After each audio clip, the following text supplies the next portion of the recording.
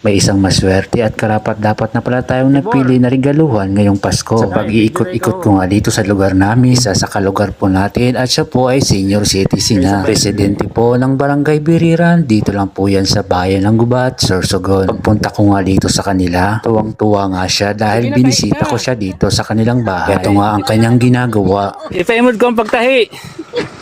Daanin ni may mga urok. Buho. Sige na. Tukalan na yun na Pasko. Ah, Tukalan na yun na Pasko.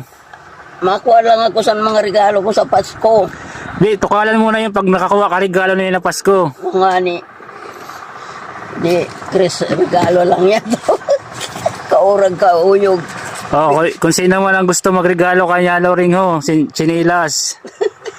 Kaya, Regaluhin man na yun ho kay ato, baguhan na yun, tahi pa. ararap na.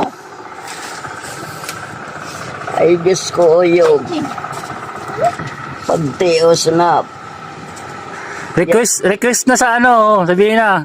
Ah, Request na din magsabi ka naman. sa mga followers. Badi may magregalo sa iyong chinilas. Kaya nananahay nanti itong chinilas. Para ipataray ay pabarayan. O, wala daw pang bayad siya Loring sa chinilas.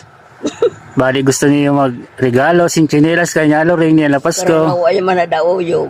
Di man.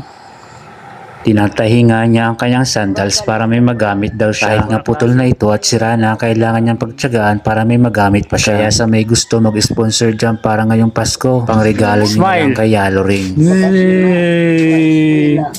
Kitty boy, smile face. Yo. Hi na hi.